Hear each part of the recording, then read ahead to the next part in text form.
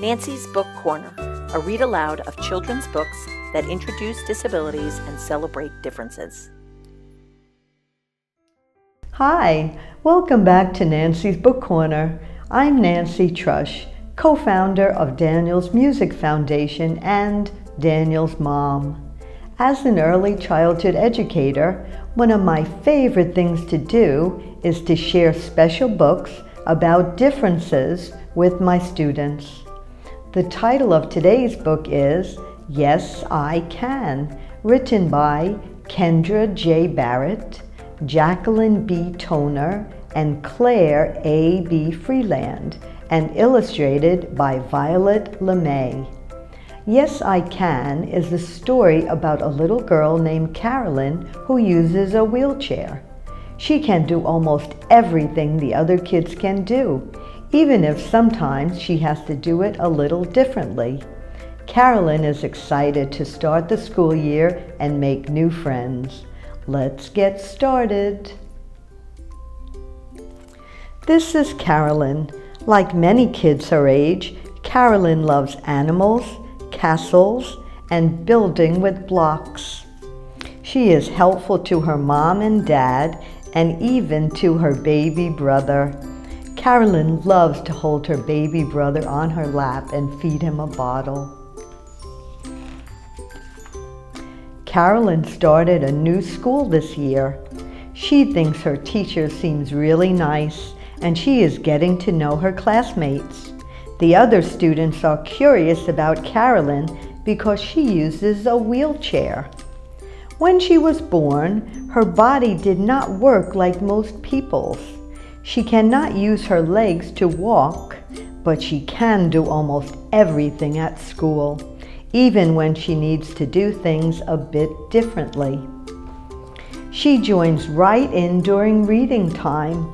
The teacher asks if the children can think of words that rhyme with cat.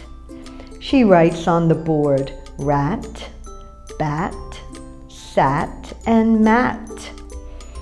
Carolyn is excited to add to the list. She raises her hand and says, "Yes, I can," and then adds other words that rhyme with cat: hat, pat, and splat. Sometimes Carolyn can do what the other kids do with just a little help. At circle time, Carolyn wants to sit on the carpet with her classmates. Her teacher helps her get out of her wheelchair. When her teacher asks if she can come up front to help with the morning song, Carolyn says, "Yes, I can." Instead of walking, Carolyn uses her hands to scoot on her bottom to get to the front of the class. The first few times, the other children stared because they had never seen a kid move like this before. But now they're used to it and they hardly notice. When the students return to their desks, the teacher asks, "Who would like to feed toffee?"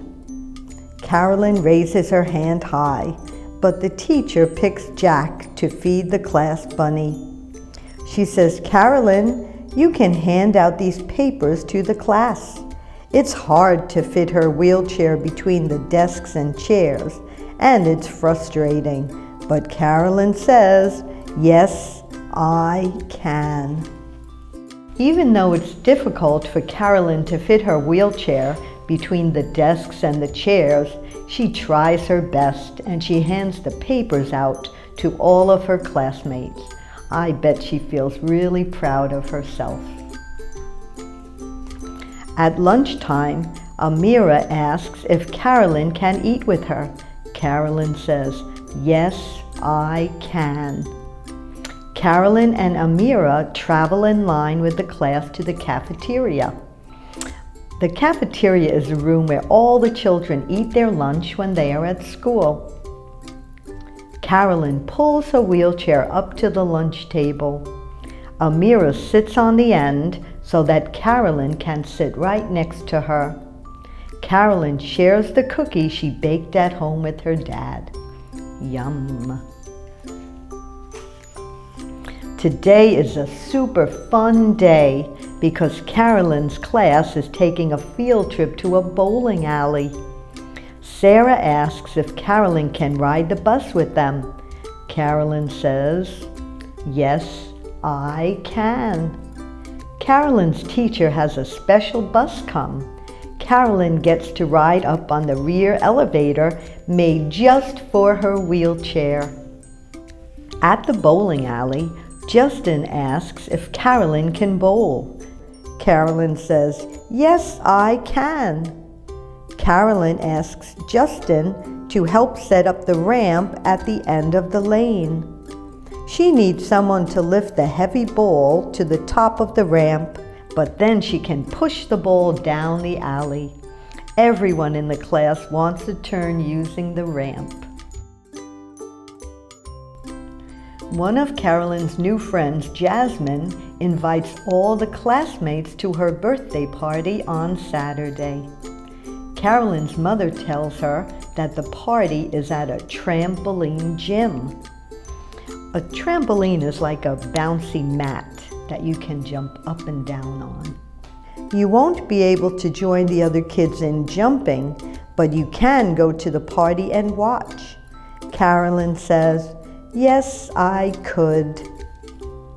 The other kids are having so much fun on the trampolines that they hardly talk to Carolyn.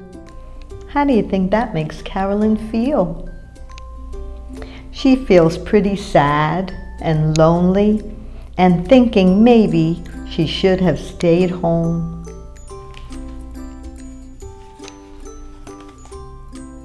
Then Jasmine's aunt walks in with Jasmine's little cousin Tina. Tina is about the same age as Carolyn's brother, and Carolyn knows that babies love playing peekaboo. Since she's feeling pretty bored, Carolyn starts to play with the baby. Soon baby Tina begins laughing. Carolyn knows just what to do to make baby Tina laugh. Two girls leave the trampoline and come over to play with the baby too. At home after the party, Carolyn tells her mom how she felt left out at first, but that in the end, she was glad that she went. Her mom tells Carolyn that she's proud of her for finding ways to have a good time, even though there are things she can't do. "That's okay," says Carolyn. "There's a lot I can do, and my friends are really great." The next day at recess, the kids are having a running race. A boy from another class calls out, "She can't run, so she can't play." How do you think that made Carolyn feel? Carolyn feels sad and left out. She says, "I don't know how I can." Jimmy says, "Yes, you can. Carolyn, you can be the referee. That's an important job because you get to announce who wins each race." That was really kind of Jimmy to come up with an important job for Carolyn so she could participate and join in the fun. Carolyn is glad when she can be a part of things, even if she can't do everything the other kids can. That night, Carolyn tells her dad how Jimmy helped her to join in with the others. "Well, Carolyn, I'm glad your new friends can find ways to help you play with them." Carolyn says, "Yes, they can." I hope you enjoyed Yes, I Can, a book about friendship, kindness, and understanding. I look forward to sharing another story with you real soon. Goodbye.